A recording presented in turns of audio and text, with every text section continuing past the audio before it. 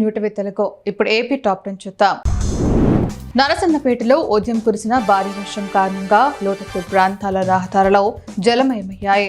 దీనితో స్థానికులు, విద్యార్థులు, వాహనదారులు, బాటసారులు రాకపోకలకు తీవ్ర ఇబ్బందులు ఎదుర్కొంటున్నారు.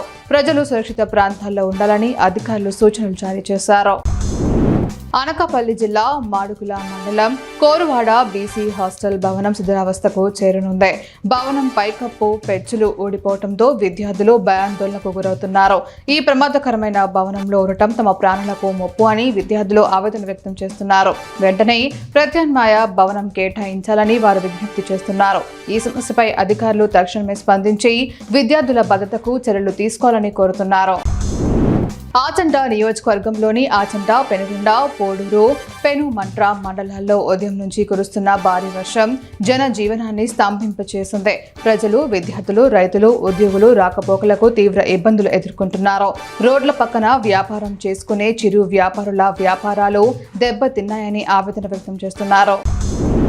లింగాల మండలం తాతిరెడ్డిపల్లిలో 1892లో గ్రామస్తులు కలిసి 72 అడుగుల లోతుతో సిమెంటు వాడకుండా గారతో నిర్మించిన పురాతన చేదబావి నేటికి చెక్కు చెదరకుండా పుష్కలంగా నీటితో నాణ్యతకు మారుపేరుగా నిలిచింది.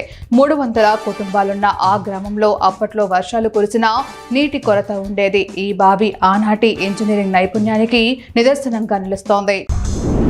బొట్టాయిగూడెం మండలం రెడ్డి గణపవరం శివారులోని కాలువ ఉధృతంగా ప్రవహిస్తోంది. గత 2 రోజులుగా ఏజెన్సీలో కురుస్తున్న భారీ వర్షాల కారణంగా కొండవాగులు పొంగి పొర్లుతున్నాయి. దీంతో కాలువ కాజ్వే పై నుంచి వరద నీరు ప్రవహిస్తూ వాహనాల రాకపోకలకు ఆటంకం ఏర్పడింది. ప్రజలు, ప్రయాణికులు అప్రమత్తంగా ఉండాలని అధికారులు సూచిస్తున్నారు.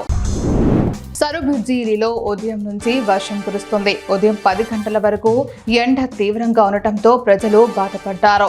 వాతావరణంలో మార్పులు చోటు చేసుకుని వర్షం కురవడంతో స్థానికులు ఉపశమనం పొందారు. వర్షం పడడంతో రైతులు ఆనందం వ్యక్తం చేశారు. అయితే గతుకుల రోడ్డులో నీరు చేరడంతో ప్రజలు ఇబ్బందులు పడుతున్నారు. ప్రజల ఓటు హక్కు కాపాడడం కోసం పోరాటం చేయాల్సిన అవసరం వచ్చిందని ఏపీపీసీసీ చీఫ్ షర్మిల అన్నారు. కేంద్ర ఎన్నికల సంఘం బీజేపీ కోసం పనిచేస్తుందని ఆరోపించారు.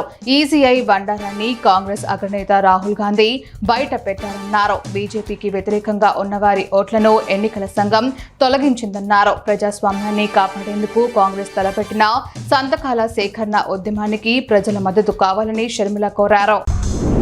అంబాజీపేట మండలం నాగపత్తులవారి పాలెంలో ఉదయం నుంచి ఎడతెరిపి లేకుండా కురుస్తున్న భారీ వర్షాలకు కాలనీ మొత్తం నీట మునిగింది.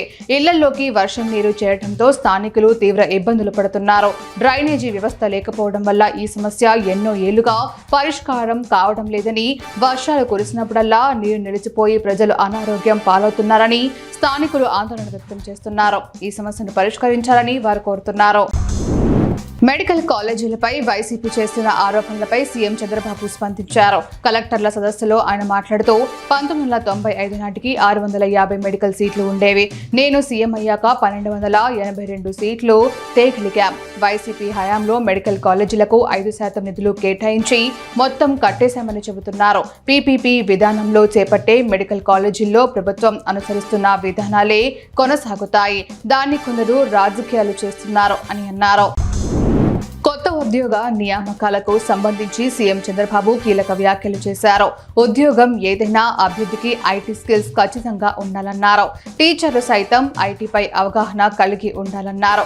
లేదంటే విద్యార్థులకు, టీచర్లకు మధ్య అంతరాయం పెరుగుతుందన్నారు. ప్రతి ఉద్యోగికి ఐటీ మినిమం క్వాలిఫికేషన్ ఉండాలన్నారు. 2వ రోజు కలెక్టర్ల సమావేశం సందర్భంగా సీఎం చంద్రబాబు పై వ్యాఖ్యలు చేశారు.